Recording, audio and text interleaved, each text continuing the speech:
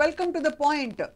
Cinema ఇండస్ట్రీలో తరచూ మనం వివాదాస్పద అంశాలు బయటికి రావడం, దానిపై సోషల్ మీడియాలో దుమ్మెత్తిపోవడం చూస్తూ ఉంటాం. ఇవాళ రాజ్ తరుణ్ విషయంలో ఏం జరిగింది, ఎందుకు ఇన్ని ప్రశ్నలు ఉన్నాయంటే చట్టం ఏం చెప్తోంది, అలాగే సామాజిక పరంగా ఏవేవి తప్పులు, ఏవి న్యాయం కాదు, ఏది ధర్మం, అన్ని అంశాలు మాట్లాడే ప్రయత్నం చేయబోతున్నాం. రాజ్ తరుణ్ నిజంగా ఇంప్లికేట్ కాబోతున్నాడా, ఒకవేళ అయితే ఏమిటి దాని పరిష్కారం ఏంటి, చట్టంలో ఏ ఏ ప్రొవిజన్స్ ఉన్నాయి దీనికి సంబంధించి, ఇవన్నీ మాట్లాడబోతున్నాం. మనతో పాటు ప్రస్తుతం స్టూడియోలో ఉన్నారు పిఓడబ్ల్యూ వ్యవస్థాపకురాలు అండ్ ఉద్యమకారిణిగా అందరికీ సుపరిచితులు సంధ్య గారు. నమస్కారం సంధ్య గారు. అలాగే సీనియర్ ఫిల్మ్ జర్నలిస్ట్ అండ్ విశ్లేషకులు అందరికీ సుపరిచితులు భరద్వాజ్ గారు మనతో ఉన్నారు. నమస్కారం సార్, స్వాగతం సార్. అలాగే రేడియో జాకీగా, అలాగే చాలా స్వతంత్ర భావాలు ఉండే ఒక వ్యక్తిగా మనందరికీ సుపరిచిత వ్యక్తి శేఖర్ భాషా, ఆర్జే శేఖర్ భాషాకి స్వాగతం. కొద్దిసేపట్లో జాయిన్ కాబోతున్నారు రిటైర్డ్ జస్టిస్ అండ్ సుప్రీంకోర్టు న్యాయవాది నేరెళ్ల మాల్యాద్రి గారు. చట్టం కోణ నుంచి చట్టం ఏం చెప్తోంది ఇటువంటి విషయాల్లో అని కూడా తెలుసుకునే ప్రయత్నం చేయబోతున్నారు. ఫస్ట్ ఆఫ్ ఆల్ భరద్వాజ్ గారు, క్లుప్తంగా మీతో ఎందుకు మొదలు పెడుతున్నాం అంటే, అసలు టు సమ్ అప్ ఇంతవరకు ఏం జరిగింది హెడ్లైన్స్ రూపంలో చెప్పుకుంటే, రాజ్ తరుణ్కి ఒక అమ్మాయికి ఉండే బంధం, అది పెళ్లి చేసుకుంటాను అని చెప్పిన తర్వాత అతను మోసం చేశాడనే ఒక యాంగిల్ రావడం, మరోవైపు డ్రగ్స్ అనే ఒక అంశం ముడిపడి ఉండడం, ఇవన్నీ కలగలిసి కనిపిస్తుంది. ఏం జరుగుతుంది సార్ ప్రస్తుతం? డ్రగ్స్ అనేది ఒక ఆరోపణగా ముందుకు వచ్చిందండి. అవును, ఏది వీళ్ళ మధ్య గొడవ మొదలైన తర్వాత పరస్పర ఆరోపణలు జరుగుతాయి సహజంగానే. అతని ధోరణిలో ఈ డ్రగ్స్ అనే దాన్ని ఎజెండాలోకి తీసుకొచ్చాడు రాస్తాడు. ఇది జరిగింది. అయితే వాళ్ళిద్దరూ పెళ్లి చేసుకున్నారా లేకపోతే లివింగ్ లో ఉన్నారా అనేది పక్కన పెట్టేస్తే కలిసి ఉన్నారు అనేది వాస్తవం.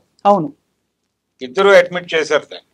అడ్మిట్ చేశారు. ఇప్పుడు విడిపోవాలి అంటే విడిపోయే పరిస్థితి వచ్చిన తర్వాత విషయం రోడ్డు మీదకి వచ్చింది. అవును, ఆ పరిస్థితికి వచ్చిన తర్వాత ఎందుకు ఇంకా దీన్ని ప్రొలాంగ్ చేస్తున్నారు అనేది, అంటే ఆ అమ్మాయి ఇప్పటికీ ఒక మాట మాట్లాడుతోంది లావణ్య. అంటే అతను నాకు కావాలి అనే మాట నిన్న వాళ్ళ లాయర్ గారి సమక్షంలో మాట్లాడుతూ అంది. అంటే అనేక ఆరోపణలు ఈ అమ్మాయి వైపు నుంచి కూడా జరిగినాయి. అవును, అంటే వేరే అమ్మాయితో అతనికి రిలేషన్ ఉందని ఇవన్నీ మాట్లాడేశారు. రైట్. ఎవరైనా సరే మ్యారేజ్ కావచ్చు, అది లివింగ్ కావచ్చు, ఏదైనా కావచ్చు, ఇద్దరు మనుషులు కలిసి ఉన్నారు అంటే కలిసి అప్పటి వరకు ఉన్నారని మాత్రమే అర్థం చేసుకోవాలి. ఇద్దరు రెండు యూనిట్లు, ఇద్దరు మనుషులు. అవును, ఎవరి బ్రాటప్ వేరు, ఎవరి అవగాహనలు వేరు, ఎవరి అభిప్రాయాలు వాళ్ళకు ఉంటాయి. అవును, ఏ ఇద్దరు అభిప్రాయాలు కలిసి ప్రతి సందర్భంలోనూ ఒకేలా ఉండాలని ఉండదు. కరెక్ట్. ఇద్దరు మనుషులు కాబట్టి ఖచ్చితంగా ఏదో ఒక విషయంలో అభిప్రాయ భేదం వస్తుంది. వచ్చినప్పుడు కలిసి ప్రయాణం చేయడం కుదరదు అనుకున్నప్పుడు తక్షణం విడిపోయే హక్కు ఉండాలి. అవును, అంటే వాస్తవానికి ఒక పాత ఇది వెడ్డింగ్ కార్డులోనే విడిపోయే హక్కు రిజర్వ్ చేసి వీళ్ళిద్దరినే కలిపి ఉంచుతున్నామని రాయొచ్చు, తప్పేం లేదు. అయితే ఎందుకు ఇది ఎప్పుడైతే రప్చర్ అయిపోయిందో ఇంక విడిపోవడమే పరిష్కారం దానికి. కరెక్ట్. అవును, దాన్ని ఎందుకు ఇంత సాగు కొడుతున్నారు, ఎందుకు ఇంత లాగుతున్నారు అంటే ఏదైనా ఫైనాన్షియల్ డిస్ప్యూట్స్ ఉంటే తప్ప, ఆర్థిక లావాదేవీలు, ఆస్తిపరమైనటువంటి వ్యవహారాలు ఉంటే తప్ప రైట్, ఇది ఇంత లాగదు. సో సంధ్య గారు, ఈ విషయంలో ఇంత రాద్ధాంతం జరగడానికి అంటే వ్యక్తిగత విషయాలు వద్దని అనుకున్నాం, కానీ ఒక అమ్మాయి వచ్చి ఇతను నాతో సన్నిహితంగా ఉన్న తర్వాత ఇప్పుడు కాదని వెళ్తున్నాడు ఇంకొక అమ్మాయితోటి అని ఆరోపణ వేయడం, దానికి అది శిక్ష పడుతుందని చర్చించుకోవడం. ఎందుకంటే సుప్రీంకోర్టు ఇటీవల కాలంలో మనకు తెలిసినంత వరకు వివాహ బంధంలో ఉన్న తర్వాత కూడా ఇద్దరు కన్సెంటింగ్ అడల్ట్స్ మధ్య శారీరక సంబంధాలు ఉన్నా కూడా అది తప్పు కాదు, నేరం కాదు అని సూచించినట్టు మనకి తెలుసు. మేము తప్పుగా అర్థం చేసుకుని ఉంటే దయచేసి దాన్ని సవరించి మాకు చెప్పవలసిందిగా కోరుతున్నాం. అంటే ఇక్కడ రెండు విషయాలండి. సుప్రీంకోర్టు ఎవరి మధ్య బంధాన్నైనా విత్ కన్సెన్సెస్ అని చెప్పింది.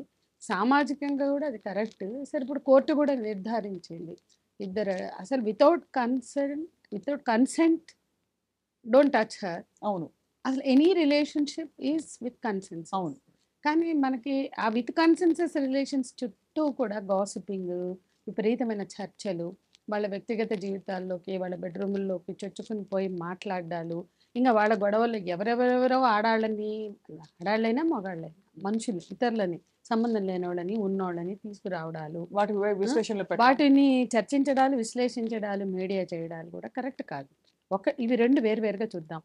ఒక స్త్రీ పురుషుల మధ్య అది ఏ బంధమైనా ఇప్పుడు లివింగ్ టుగెదర్లో కూడా భద్రతను కల్పించింది సుప్రీంకోర్టు. అవును.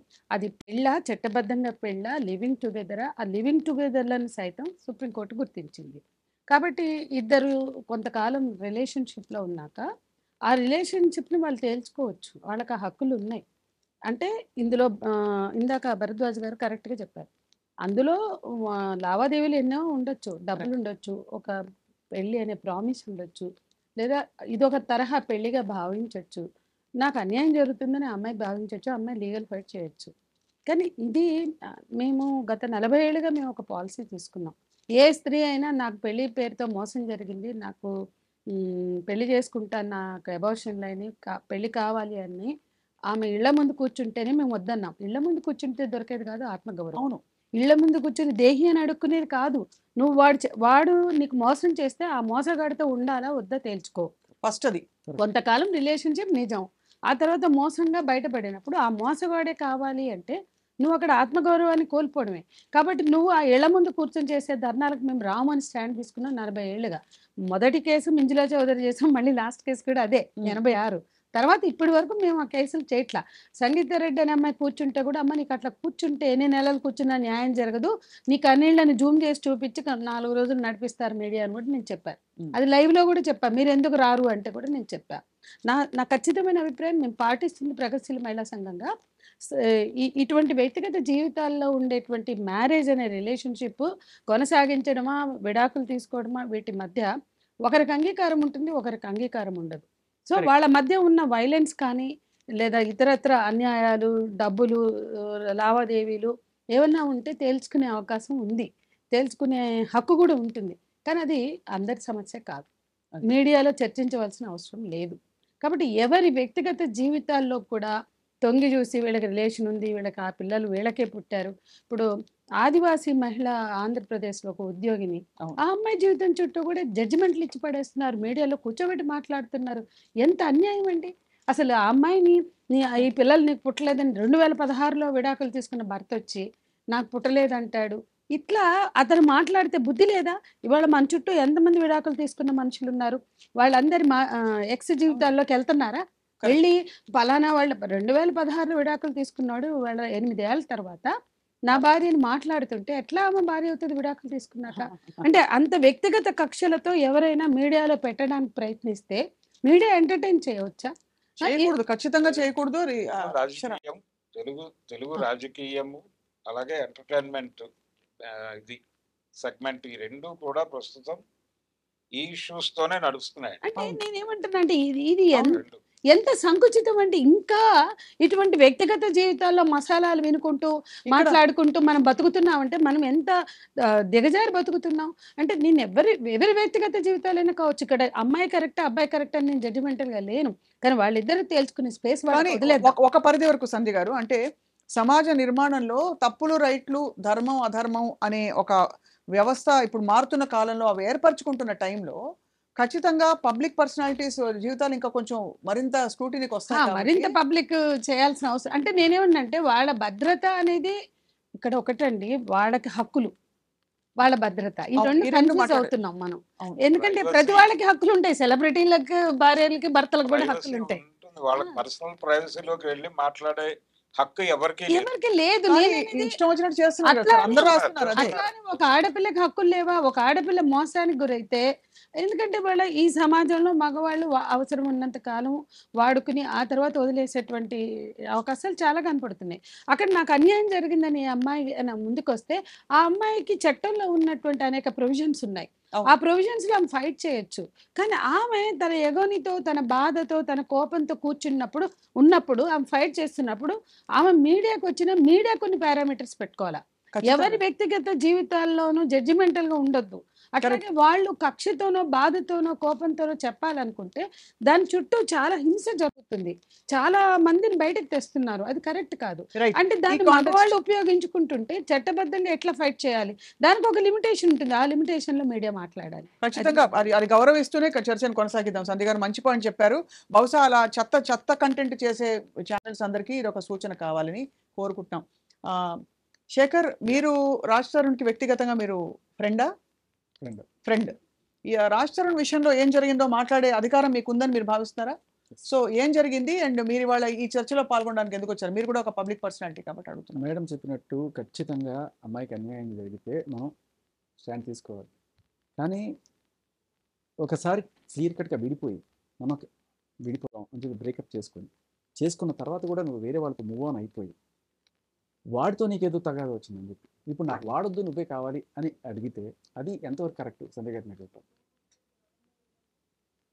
అంటే ఇది నేనేమంటున్నాను, కేస్ బై కేస్ వాళ్ళిద్దరి మధ్య ఉన్న బాండింగ్ ఏంటో నాకు తెలియదండి. కేసు అయితే మీరు చెప్పండి. అంటే నేను అదే, నాకు అసలు వాళ్ళ బాండింగ్స్ వాళ్ళ తెలియదు. బాండింగ్ గురించి కదా, ఆ, ఇది ఒక అదే, కేసు అనుకోండి. ఒక కేసు అయినా ఎవరైనా మూవ్ ఆన్ అయ్యాక మళ్ళా వెనక్కి వెళ్ళి మాట్లాడుకుని పరిష్కరించుకుంటే తప్పు కాదేమో, కానీ దాన్ని ఒక లీగల్ ఫైట్ గా మార్చాల్సిన అవసరం లేదు. ఫస్ట్ ఎవరైనా మూవ్ అవుతారు, ఒక స్త్రీ జీవితం అంటే నుంచి ఒక అదే పురుషుడు అంటున్నాను. మూవ్ అవుతాడు, ఒక పురుషుడి జీవితం నుంచి ఒక స్త్రీ ఒక మూవ్ అవుతాడు. ఒక అమ్మాయికి తన ఇష్టం లేకుండా భర్త అయినా సరే టచ్ చేయడం ఎంత తప్పు? అబ్బాయికి ఇష్టం లేకుండా నువ్వు నాకు కావాలి అని చెప్పి ఉద్యమాలు చేసి అదేదో తెలంగాణ ఉద్యమం స్వాతంత్ర పోరాటం అలా లాగడం అనేది కరెక్ట్ కాదు. అతనికి అంటే ఆ అమ్మాయి పరిష్కారం ఎలిగేషన్స్ లో నాకు ఏమేమి వద్దు, నాకు ఉన్నాయో కూడా తెలుసుకోవాలి.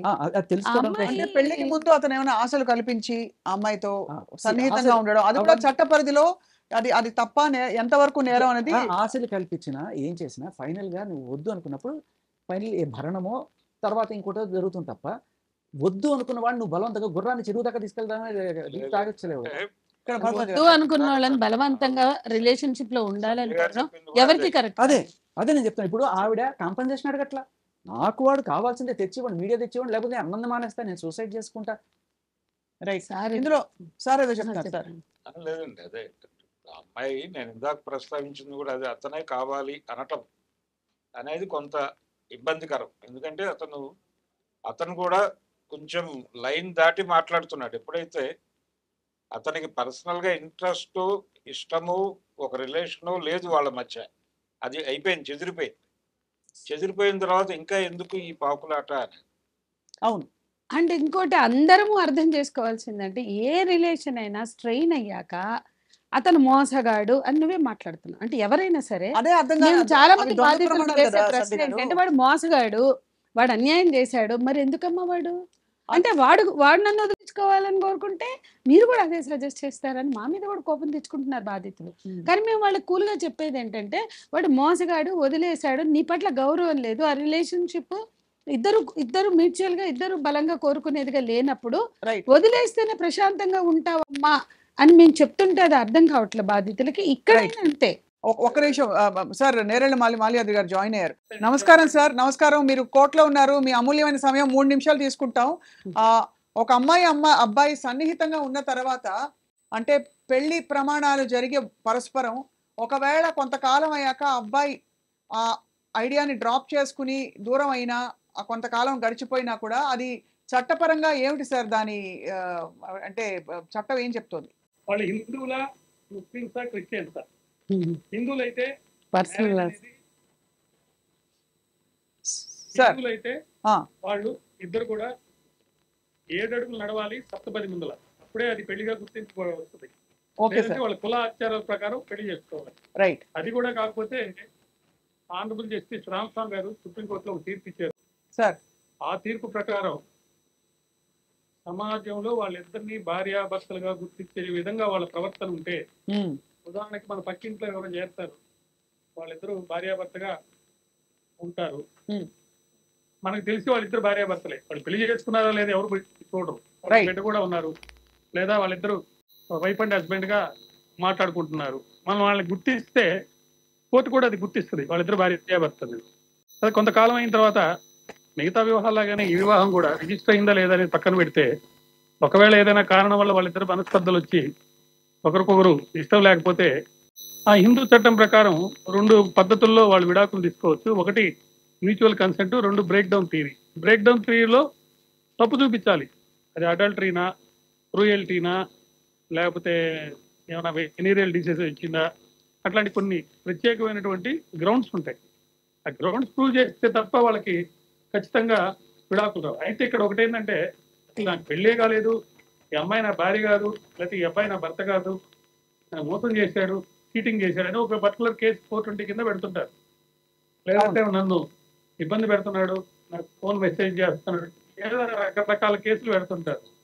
అవి సహజంగా వాళ్ళ భార్యాభర్తల అనుబంధం ఉందా లేదా అనేది పక్కన పెడితే వాళ్ళిద్దరి మధ్యలో జరిగినటువంటి ఒక కాండక్ట్, ఒక డిస్ప్యూట్, వాటికి సంబంధించి వాళ్ళు ఏ సెక్షన్ కింద కేసు పెడితే దాని మీద పరిశోధన చేస్తారు, సాక్ష్యాలు సేకరిస్తారు. దానికి సంబంధించి ఏ నేరం అయితే వస్తుందో ఆ నేరానికి సంబంధించి ముఖ్యంగా చీటింగ్ అని లేకపోతే క్రిమినల్ బ్రీచ్ ఆఫ్ ట్రస్ట్ అని ఒకరికొకరు నమ్మకంగా ఉన్నప్పుడు కొన్ని వస్తువులు వాళ్ళకి ఇస్తుంటారు, నమ్మి కాగితాలు ఇస్తుంటారు, అటువంటి తిరిగి ఇవ్వకుండా పోవటం.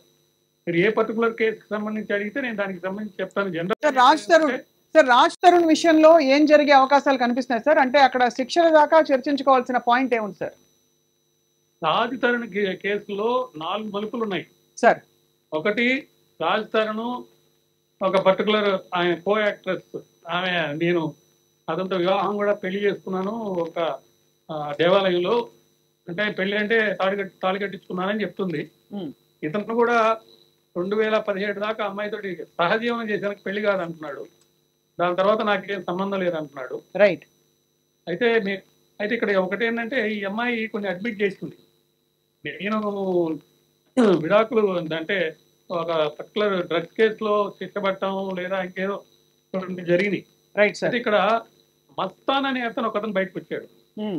ఆ మస్తాన్ వాళ్ళ తల్లి, ఆ మస్తాన్ తల్లి వచ్చేసేసి మస్తాన్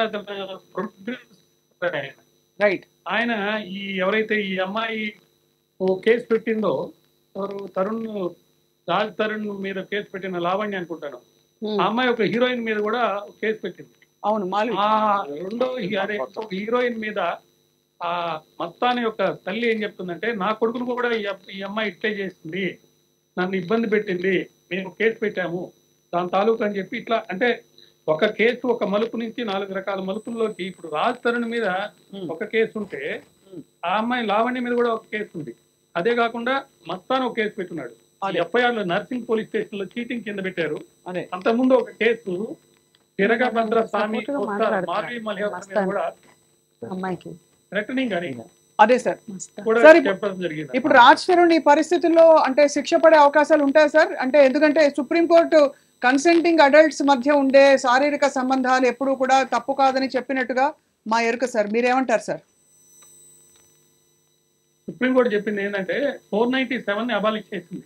497 ఏం చెప్తుందంటే, ఇద్దరు భార్యాభర్తలుగా ఉన్నప్పుడు మరో వ్యక్తితోటి, అంటే భర్త కాని వ్యక్తితోటి భార్య, భార్య కాని వ్యక్తితో భర్త, అట్లా ఏదైనా సంబంధం ఉంటే 1-2 ల్యాప్సెస్ ఉంటే అది తప్పు కాదన్నారు. అయితే దాని కింద విడాకులు తీసుకునే గ్రౌండ్ అయితే ఉంది కానీ శిక్ష పడేదానికి లేదు. కానీ ఇక్కడ ఈ అమ్మాయి పెట్టింది, నన్ను మోసం చేశాడు మ్యారేజ్ అని చెప్పి ఇంకొక స్టార్ మాల్వి మల్హోత్రా తోటి ఒక ఎఫ్ఐఆర్ నడిపాడు అని చెప్పి కేసు పెట్టింది. ఆమె భార్యాభర్తల సంబంధం పెట్టి దాని ద్వారా ఇంకొక అమ్మాయితో తిరుగుతున్నాడు అని చెప్పి కాదు కేసు పెట్టింది. నన్ను పెళ్లి చేసుకుంటానని చెప్పి మోసం చేసి నాకు అన్ని కార్యక్రమాలన్నీ జరిపి ఇప్పుడు పెళ్లి చేసుకోవడం లేదని రిటర్న్ కంప్లైంట్ ఇచ్చింది. చీటింగ్ చేశారని. చీటింగ్ వచ్చేసి 7 years పనిష్మెంట్. 7 years పనిష్మెంట్ ఉన్న కాబట్టి 41 year నోటీస్ ఇస్తారు. ఇప్పుడు ఈ కంప్లైంట్ ఎప్పుడు ఇచ్చారు అనేది చాలా ఇంపార్టెంట్, డేట్ ఆఫ్ కంప్లైంట్. తర్వాత ఇంకోటి ఏంటంటే, లావణ్య అనే అమ్మాయి బయట చెప్పిన దీని ప్రకారము మాల్వీను వాళ్ళ బ్రదరు ఇబ్బంది పెట్టి థ్రెటన్ చేశారంట. రైట్. లాస్ట్ సెప్టెంబర్ నుంచి, అంటే పోయిన సంవత్సరం సెప్టెంబర్ నుంచి. ఆ అమ్మాయి చెప్పేది కూడా 15 ఏళ్ళలో 11 ఏళ్ళు కలుస్తున్నాము, నన్ను వదిలేశాడు అని చెప్పి చెప్తుంది. అట్లా ఈయనేమంటున్నాడు, నేను పెళ్ళే చేసుకోలేదు, 2011 నుంచి 17 మధ్య మాకు రిలేషన్షిప్ ఉంది కానీ నన్ను ఎందుకు థ్రెటన్ చేస్తుంది, ఆమె డ్రగ్స్ కేసులో అరెస్ట్ చేశారు, మస్తానా గారితో కూడా చీటింగ్ కేసులో ఉంది, అటువంటి అమ్మాయి నన్ను భార్య అని చెప్పడం ఏంటి అని చెప్పి ఆమె చెప్తుంటే, మాల్వి వచ్చి నన్ను వదిలేసేయండి ఈ కేసులో నుంచి, అన్నింటినీ ఆయన్ని రక్తం కరవటం లేదు, 8 నెలల నుంచి నేను మాట్లాడటం కూడా మానేస్తానని చెప్తాను. అది జరిగింది. Right sir. ఆర్జే శేఖర్ ఇక్కడ మనతో ఉన్నారు సార్. మీతో ఒక్క నిమిషం ఒక ప్రశ్న అడగదలిచాడండి సార్. నేను ఒక complaint Guntur Pattabhipuram police station పరిధిలో ఈవిడ మన లావణ్య మస్తాన్ సాయి మీద పెట్టిన కంప్లైంట్, అది ఎఫ్ఐఆర్ కూడా అయింది. ఆ కంప్లైంట్లో ఆవిడ పొందుపరిచిన విషయాలు ఏంటంటే, నాకు మస్తాన్ సాయి అనే అతను ఏదో 2023 మధ్యలో తెలుసు నాకు. ఎవరు ఉన్నిత్ రెడ్డి అనే ఎవరైతే డ్రగ్ పెడ్లర్ ఉన్నాడో ఆయన నాకు ఈయన పరిచయం చేశాడు. తర్వాత ఆ మస్తాన్ సాయి నెల రోజులు నాతో తిరిగి ఒకరోజు నాకు ప్రపోజ్ చేశాడు. ప్రపోజ్ చేసిన తర్వాత నేను యాక్సెప్ట్ చేశాను అతని లవ్ని.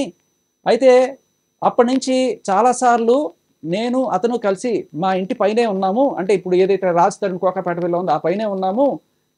తర్వాత కొన్నాళ్ళు అతనింటికి కూడా నేను వెళ్ళేదాన్ని.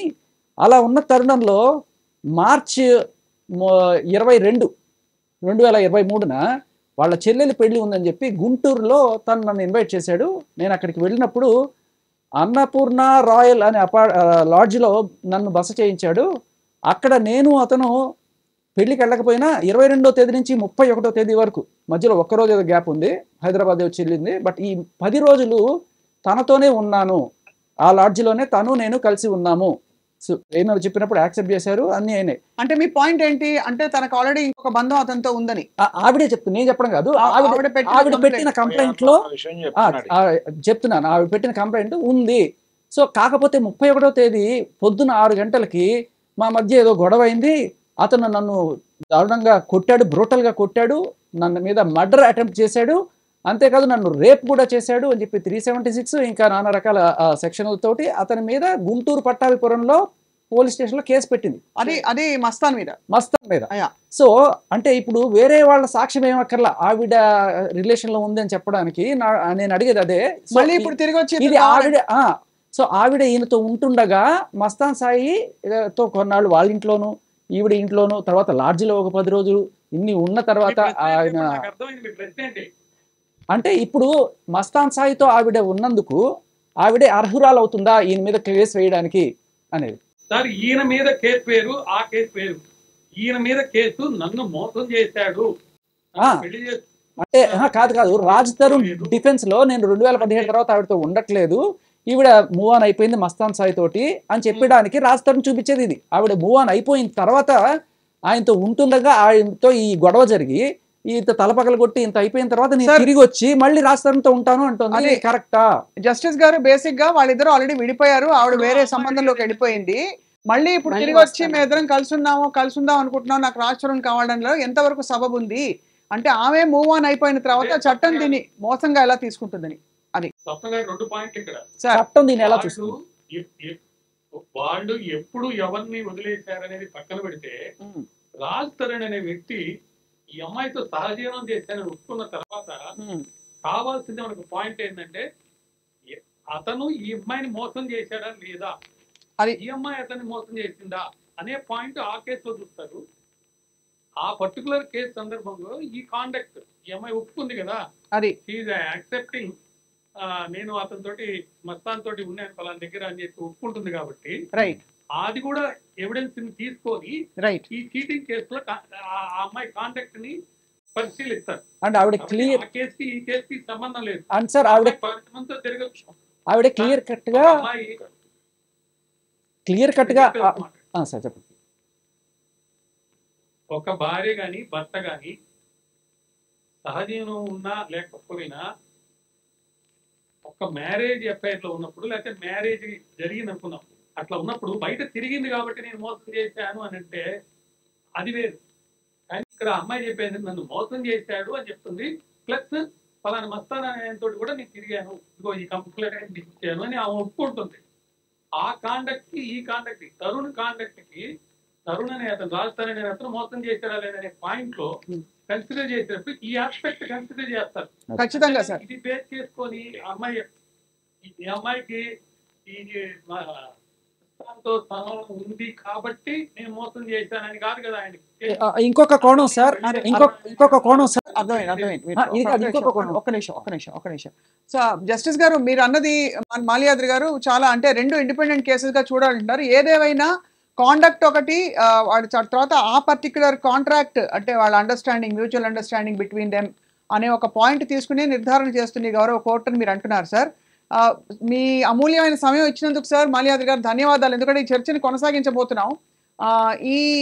ఇందులో వచ్చే అనేక కోణాలు ఉన్నాయి, రాబోయే రోజుల్లో బహుశా కొత్త యాంగిల్స్ కూడా పుట్టుకొస్తున్నాయి. కానీ ఇవాళకి మీరు చెప్పిన ఇన్ఫర్మేషన్ సార్ చాలా మందికి అంటే ఇటువంటి పరిస్థితుల్లో ఏ మార్గం అవలంబించాలో ఒక డెఫినెట్గా ఒక direction sir. Thank you so much sir. నమస్కారం. సో సంధ్య గారు మీరు ఇక్కడ మాల్యాద్రి గారు కూడా చెప్పారు, ఏ రిలేషన్షిప్ అయినా అతను అంగీకరిస్తూ ఈమె అంగీకరిస్తున్నప్పుడు నాకు మోసం జరిగింది, లేదా నన్ను మోసం చేశాడు, నన్ను హింసించాడు అని గంట చెప్తా అంతవరకు చూడాలి అంతే. అంటే ఆమెకి వేరే రిలేషన్షిప్ ఉన్నా, అట్లాగే ఇప్పుడు కొంతమంది పిల్లలు పుడతారు రిలేషన్షిప్లో, కానీ ఆమెకు నాతో పెళ్లి కాలేదంటారు. పెళ్లి అయినా కాకుండా పిల్లలు పుడితే పిల్లల హక్కులు ఇక్కడ ఉంటాయి. కాదు, ఇక్కడ ఒకటే ఈ point. కేసులో కాదు, ఇక్కడ ఒకే పాయింట్ అడుగుతాను. ఇప్పుడు ఇద్దరు వ్యక్తులు ఒక అండర్స్టాండింగ్ లో ఉన్నారు, ఇద్దరు విడిపోయారు. విడిపోయాక ఈ అండర్స్టాండింగ్ లేదు అని విడిపోయిన తర్వాత వీళ్ళు వేరే అండర్స్టాండింగ్ లోకి వెళ్ళారు, వీళ్ళు వేరే అండర్స్టాండింగ్ లోకి వెళ్ళిపోయి ఉండొచ్చు. కానీ మళ్ళీ ఈ అండర్స్టాండింగ్ వర్కౌట్ అవ్వలేదు కాబట్టి వాళ్ళిద్దరూ కలిసి మళ్ళీ నాకు అప్పుడు మోసం జరిగిందని 5 ఏళ్ల తర్వాత వచ్చి చెప్పడం ఆమె అనేది దాన్ని ఎలా పరిగణించాలన్నది క్వశ్చన్ ఇక్కడ. విడిపోయాక తిరిగి నేను అతనితో ఉంటాను అని డిమాండ్ చేయడం, ఆ తర్వాత అతనితో ఉండేలాగా చేయమనడం, అది సబబైన డిమాండ్ కాదు. ఒకటి విడిపోయాక. రెండు, ఎట్లా విడిపోయారు? చట్టబద్ధంగా విడిపోయారు, చట్టబద్ధంగా కలిసి లేరు, అసలు చట్టబద్ధంగా కలిసారా అన్నది అదే question చెప్తున్నా, చట్టబద్ధంగా కలిసి లేరు, చట్టబద్ధంగా విడిపోయారు. కాబట్టి అక్కడ పోలీసుల ముందున్న కేసుని పూర్వపరాలు పరిశీలించి చర్చించాల్సిందే తప్ప, దాన్ని డిసైడ్ చేయాల్సిందే తప్ప, దాంట్లో మనం ఎథికల్గా చూస్తే ఎవరైనా గత జీవితాలు ఉంటాయి. మళ్ళీ గత జీవితాల్లోకి తొంగి చూసి మూవ్ ఆన్ అయిపోయాక వాళ్ళు గత మళ్ళీ వచ్చి జీవితాల్లో కావాలి, తొంగి నాకు చూసి కావాలి claim అన్నా చేయడం చేస్తారు. అనేది నైతికంగా కరెక్ట్ కాదు. ఇంకొక కోణం అమ్మా, ఇప్పుడు ఒక డ్రగ్ అబ్యూస్ చేసే పర్సన్ కనుక ఉంటే వాళ్ళు చాలా అరెటిక్గా బిహేవ్ చేస్తుంటే మనం కొన్ని కాల్స్ కూడా విన్నాం, చాలా దారుణంగా అరవడం అనేది. సో వాళ్ళతో ఉండడం కొన్నిసార్లు డేంజర్. వాళ్ళు అంటే దాని పారామీటర్ వేరు. చేయొచ్చు, వాళ్ళు ఉండగలరా లేరా అనేది ఆ పారామీటర్ వేరు. అదే నేను అంటున్నా, ఈ కేసులో అసలు అలా పారామీటర్ కూడా ఉంది. అన్ని బయటకు తెచ్చేసి పరుస్తున్నారు పబ్లిక్ గా, అది కరెక్టే కాదు నేను అనేది. ఆ ఇద్దరి మధ్య నైతికంగా విడిపోయాక తిరిగి గత చరిత్రను తోడి నేను ఉండాలి అని క్లెయిమ్ చేయడం ఎంత తప్పో, ఆమె చుట్టూ ఆమె పర్సనల్ ఇష్యూస్ని తీసుకొచ్చి మీడియాలో పెట్టడం కూడా తప్పే.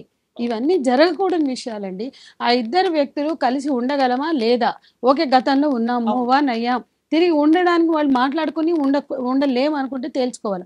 ఈమె క్లెయిమ్ చేయడం కరెక్ట్ కాదు. అతను ఆమె ఇట్లాంటిది అట్లాంటిది ఆమె రిలేషన్షిప్స్ అని పాత విషయాలు లాక్కూడదు అని ఈమె అన్నది ఇంకొక సంధ్య. ఆడపిల్లల్ని తేవడం కరెక్ట్ కాదు. ఇది కరెక్ట్ కానీ కాదు. ఇద్దరు వాళ్ళ వాళ్ళ వ్యక్తుల difference లో జీవితాల్లో జీవితాన్ని హింసలోకి తీసుకెళ్ళడం. రైట్. భరద్వాజ్ గారు మీ మాట sir finally, and also Shekhar మీ మాట కూడా ఐ వాంట్ నో. మీరు దీనిలో ఎవరైనా సరే ఇద్దరు కలిసి ఉండలేని పరిస్థితి ఉన్నప్పుడు, అది పెళ్లి కావచ్చు, లివింగ్ కావచ్చు, ఏదైనా కానీ వాళ్ళిద్దరూ కలిసి ఉన్నారు అనేది వాస్తవం. ఇద్దరు అడ్మిట్ చేశారు దాన్ని. ఏ ఇద్దరైనా సరే కలిసి ఉన్నప్పుడు, కలిసి ప్రయాణించడం కుదరదు అనుకున్నప్పుడు విడిపోవడం అనేది సబబు. అలా వెళ్ళిపోవడమే. అంటే ఆర్థిక లావాదేవీలు ఏవైనా ఉంటే దాని గురించి మాట్లాడేసుకుని మూవ్ ఆన్ అయిపోవాలి. అంటే కలిసి ప్రాపర్టీస్ ఏమైనా కొన్నారా, లేకపోతే ఇంకా దేని మీదైనా ఇన్వెస్ట్మెంట్లు ఉన్నాయా, అవి క్లియర్ చేసుకుని మూవ్ ఆన్ అయిపోయి వెళ్ళిపోవటమే. దీనివల్ల ఏం జరుగుతుందంటే అనవసరమైనటువంటి హింసతో పాటు వీళ్ళ మీద వాళ్ళ దగ్గర ఉన్నటువంటి రకరకాల సమాచారాలు వీధిలో పెడతారు. ఇప్పుడు ఇక్కడ జరుగుతోంది అదే. వాళ్ళ అమ్మాయి మీద ఉన్న వాళ్ళ వ్యక్తిగత జీవితం, ఆ గోప్యతకు సంబంధించి బట్టబయలు చేయడమే. రకరకాలుగా వాళ్ళకు సోర్స్ ఉంటుంది, ఏదో రకంగా కొంత సమాచారం తెలుస్తుంది. ఆ తెలిసిన దాన్ని ఇప్పుడు పబ్లిక్ డొమైన్ లో పెడుతున్నారు. అవును, అమ్మాయి పెడుతోంది, ఇతను పెడుతున్నాడు. ఇది కరెక్ట్ కాదు. కరెక్ట్, ఇద్దరు కరెక్ట్ కాదు ఆ విషయంలో. కానీ ఖచ్చితంగా శేఖర్ మీరు అన్న పాయింట్ కరెక్టే. ఆల్రెడీ ఆ అమ్మాయి మూవ్ ఆన్ అయిన ఎవిడెన్స్ ఆ అమ్మాయి ఇచ్చిన FIR ద్వారానే తెలుస్తోంది. మూవ్ ఆన్ అయిపోయిన వ్యక్తి అక్కడేదో కుదురుకోలేదని చెప్పి మళ్ళీ ఇలా తిరిగి రావడం ఈ సందర్భంలో ఏమిటని మీరు ప్రశ్నిస్తున్నారు. రైట్. సో అంటే మూవ్ ఆన్ అయిన వ్యక్తులు వాళ్ళిద్దరూ కన్సెన్సస్ తో తిరిగి జాయిన్ అయిన వాళ్ళు ఉన్నారు. అలా కానీ అది హింసలోకి వెళ్ళి ఇట్లా క్లెయిమ్ చేసుకుని డిమాండ్లు చేసి బెదిరించుకోవడాలుగా ఉండకూడదు. రైట్, కరెక్ట్ సంధ్య గారు పర్ఫెక్ట్ గా చెప్పారు. మూవ్ ఆన్ అయిన తర్వాత ఒకళ్ళు వద్దు అనుకుంటున్నప్పుడు లేదు ఖచ్చితంగా లేదు, క్షమించు నేను వస్తానని అడగడంలో తప్పులేదు. కాకపోయినా కావాల్సిందే అని డిమాండ్ చేయడం లేదు. అసలు డిమాండ్ ఎవరికైనా సరే, డిమాండ్కి అవకాశమే లేదు. ఎవరికైనా సరే ప్రేమ ఉన్నప్పుడు కలిసి ఉందామని అడగటానికి ఒక మమకారం మాత్రమే ఉంటుంది. విడిపోయే వాళ్ళకి అధికారం ఉంటుంది. ఎందుకంటే విడిపోవడం అనేది అది ఖచ్చితంగా అధికారమే.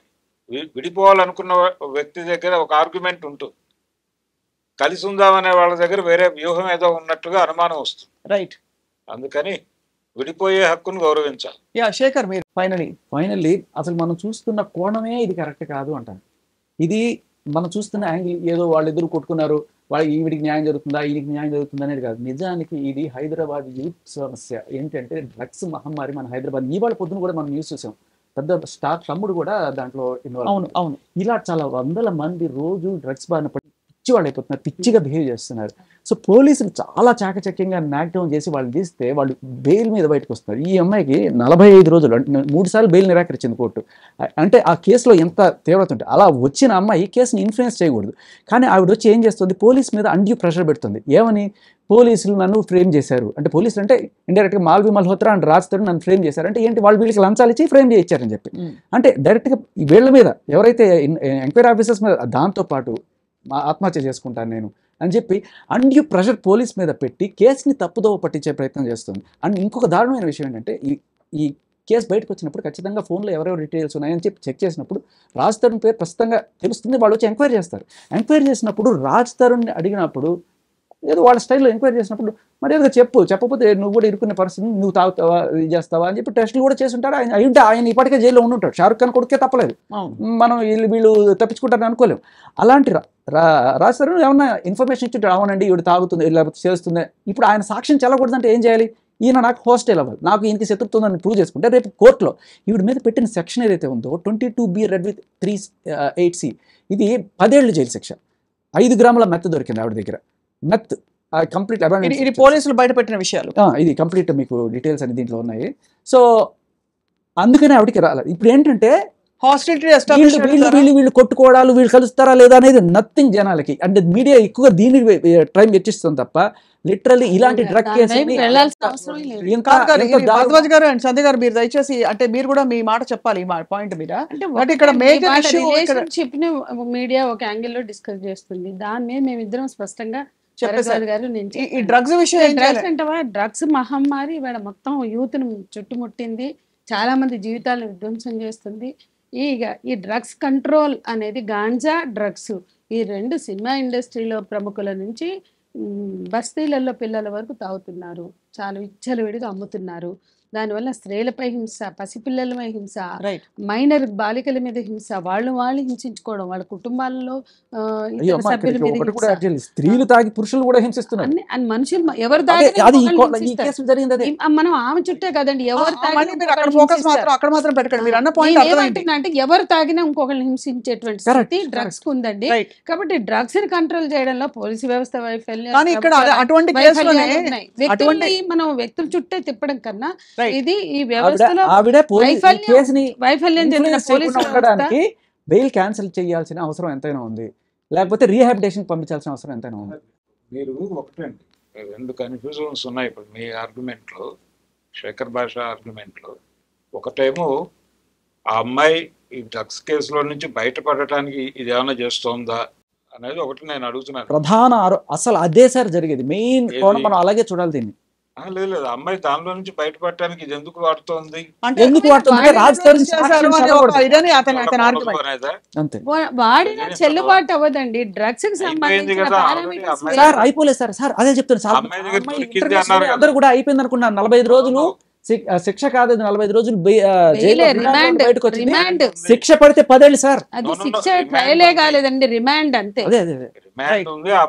రిమాండ్ అయినా కూడా నేను ఒక మాట, అమ్మాయి అసలు ఒక ఆడ కూతుర్ని ఏమీ లేకుండా తీసుకెళ్లి 45 రోజులు జైల్లో పెట్టి రేపు నువ్వు నిర్దోషం వస్తే మనం ఊరుకుంటారమ్మా. మీద మనం మళ్ళా డ్రగ్స్ చుట్టూ కూడా ఆమెను మనం చర్చించాలి. ఉంటే చట్టం ఖచ్చితంగా తన పని తను చేసిపోతుంది, మన జడ్జిమెంట్లు ఇవ్వద్దు అన్నది సంధ్య గారి. ఇంత చేసి నువ్వు నిర్దోషం అని వదిలేస్తే ఆ అమ్మాయికి జరిగిన నష్టం రేపు గనక ఆవిడ నిర్దోషి అని తేలితే డ్రగ్స్ కేసులో ఆవిడ మొగుడు వదిలేశాడు, ఆవిడ మీద ఇంత ప్రచారం జరిగింది, ఎంత పరువు నష్టం, ఎంత జీవితం కోల్పోయింది ఆవిడ, దీనికి ఎవరు బాధ్యులు? పోలీస్ బాధ్యులే కదా. మీరు అంటే మనం అన్ని వైపులు ఒకసారి బ్యాటింగ్ చేయలేము. ఇక్కడ విషయం ఏంటంటే అనేక రకాల కేసులు ఉన్నాయి కాబట్టి మీ శేఖర్ మీ పాయింట్, ఇక్కడ అమాయకుల మీద అన్యాయంగా డ్రగ్స్ పెడితే అది వేరే వాదన. ఖచ్చితంగా అంటే అమ్మాయి దగ్గర డ్రగ్ దొరికింది అనేది కూడా చెప్తున్నారు. అవును, డ్రగ్ తో పాటు ఆ హుక్కా పీల్చేది ఇంకా అది ఎస్టాబ్లిష్ అయిపోయింది. ఒకవేళ అమ్మాయి డ్రగ్ తీసుకుంది అనుకుందాం, డ్రగ్ తీసుకుంటుంది, ఆ హ్యాబిట్ ఉంది అనుకుందాం. దానికి దీనికి ఏమిటి లింకు? సార్ డ్రగ్ తీసుకుంది అనే పాయింట్ కదా సార్, డ్రగ్ పెడలర్ అంటే ఈవిడ డ్రగ్స్ అమ్ముతోంది, Okay, 1500కి okay. కొని 6000 అవునండి. ప్రాబ్లం అమ్ముతున్నారు. పోనీ డ్రగ్స్ దాన్ని కేసులు, కూడా రేప్ కాదు పార్టీలు లేదు. ఉన్నాయి సినిమా వాళ్ళ సరే, మీద. రేప్ వాళ్ళు పార్టీలు దానికి ఉన్నాయి. దీనికి వాళ్ళు ఏమిటి ఎదుర్కోవాల్సిందే. ఏమిటంటే ఎవరుంటే దీనికి వాళ్ళు లింక్ కాదు సార్. నేను చెప్పేది ఎదుర్కోవాల్సిందే. హైదరాబాద్ యూత్ చెడిపోకుండా ఉండాలంటే ఇలా ఆ డ్రగ్ పెడలర్స్ ని మనం ఫస్ట్ తీసుకెళ్లి లోపల వెళ్ళి Okay. బెయిల్ మీద బయటకు వచ్చి కేసుని కాదు డైవర్ట్ సార్. చేసి మొత్తం Okay, ఇది- okay. ఇక్కడ ఇతను అంటాం ఏంటంటే ఆ కేసు నుంచి పక్కదో పట్టించడానికి ఇక్కడ హాస్టిలిటీ ఇది ద్వారా వాడుతున్నారు. పోలీసులకి ఏదో బ్రైబ్ ఇచ్చో లేకపోతే వాళ్ళు ఇన్ఫ్లుయెన్స్ చేసి ప్రెషరైజ్ చేసి కేసు ఈ అమ్మాయిపై పెట్టించారు వీళ్ళిద్దరు అన్నది ఆరోపణ. ఆరోపణ. ఈ అమ్మాయి అదే నేను అదండి, చెప్తున్నా. చాలా షారుఖ్ మంది ఖాన్ డ్రగ్స్ కొడుకే లో తప్పలేదు. ఇరుక్కున్న బడాబాబులందరూ ఇక్కడ చేస్తున్నది అదే. ఇక్కడ ముగిస్తూ ఒకటే point చాలా ఏంటి? మంది బడాబాబులు లేదా హీరోలో బడాబాబులో డ్రగ్స్ కేసులో డ్రగ్స్ పెడ్లర్స్ గా ఉన్న వాళ్ళు చేస్తున్నది అదే. ఈ అమ్మాయి అది కూడా చేస్తే చట్టం ఉంది కదా, చట్టాన్ని చట్టం చేసుకుంటుంది. అయితే ఇక్కడ పాయింట్ ఏంటంటే మీరు అన్నట్టుగా శేఖర్, ఒకవేళ ఇది నిజంగా హాస్టిలిటీ ద్వారా వీళ్ళు పెట్టిస్తే అంత పెద్ద పోలీస్ వ్యవస్థ ఇంత సీరియస్ కేసు వాళ్ళు తెలీదా వాళ్ళకి? అనేది క్వశ్చన్ వాళ్ళకి తెలియదా? కాబట్టి అక్కడ ఎక్కడో ఏదో విషయం ఉన్నట్టే. కానీ అవన్నీ నిర్ధారణ అయ్యే వరకు ఒకటి మాత్రం క్లియర్ గా ఇక్కడ ఈ రిలేషన్షిప్ మీద కాదు అని ఫోకస్ చేయాల్సింది. ఇక్కడ ఈ పార్టీలు ఎవరెవరైతే ఉన్నారో వాళ్ళ See the big picture. Hyderabad కూడా మొత్తం నాశనం కొంచెం కాబోతుంది. establish చేసి జస్ట్ అదే చెయ్యాలా అంటే హైదరాబాద్ మొత్తం నాశనం కాబోతుంది. ఆ అమ్మాయి అని కాదండి, మొత్తం డ్రగ్స్ ఖచ్చితంగా ఏ ఆడపిల్లకి ఒకటి ఆమె చుట్టూ డ్రగ్స్ ముగిస్తూ, డ్రగ్స్ right. పోలీసు వైఫల్యం, పోలీసు వ్యవస్థ వైఫల్యము, డ్రగ్స్ సరఫరా మీద కాదమ్మా, దృష్టి అదే పెట్టాలి. అంటున్నాను. పోలీసులు ఇంత కష్టపడి పట్టుకుంటే వాళ్ళని తప్పుదారి పట్టించే ప్రయత్నం చేయకూడదు అంటున్నాను నేను. రైట్. మొత్తానికి ఒకటి మాత్రం, ఇది డ్రగ్స్ కేసు వేరే అని అంటే కూడా చట్టం ముందు అందరూ సమానం. సినిమా స్టార్స్ కావచ్చు, ఆడవాళ్ళు కావచ్చు, పురుషులు కావచ్చు, ఎవరైనా చట్టపరంగా జరగవలసిన చర్యలు, జరగవలసిన న్యాయం తప్పకుండా జరుగుతుందని ఆశిస్తున్నాం. భరద్వాజ్ గారు, ఈ డైలాగ్ నీ వారం అంతా కంటిన్యూ చేద్దాం. ఎందుకంటే ఒకటండి. ఇది అంటే డ్రగ్స్ కోణం నుంచి కాదు సార్, వాళ్ళ వ్యక్తిగత సంబంధం ఎవరికి అసలు ఆ సంబంధం లేని విషయం సార్. డ్రగ్స్ కోణం నుంచి ఈ డ్రగ్స్ ఎందుకు దీనికి పరిష్కారం దొరకట్లేదని మాత్రం తప్పకుండా మాట్లాడదాం. మీకు ధన్యవాదాలు సార్. పొలిటికల్ ఇది ఉంది. డ్రగ్స్ వ్యవహారంలో రాజకీయ పరమైనటువంటి ఇన్వాల్వ్మెంట్ లేకుండా డ్రగ్స్ సరఫరా లేవు. జరగదు. అది ఎవరిని పట్టుకున్న రాజకీయమే, వదిలేసిన రాజకీయమే. పొలిటికల్ పార్టీల ఇన్వాల్వ్మెంట్ మీద దృష్టి తప్పకుండా. పెట్టాల్సినటువంటి అవసరం ఉంది. రైట్. శేఖర్, మీరు మళ్ళీ రావాలి ఐ డ్రీమ్ స్టూడియోస్ కి మరింత మీ అభిప్రాయాలు వ్యక్తపరచడానికి ఈ అంశంపై. సంధ్య గారు, మీకు కూడా చాలా సంస్కారవంతంగా చర్చని కొనసాగించినందుకు మీ అందరికీ కూడా ధన్యవాదాలు. నమస్కారం. And thank you all for watching.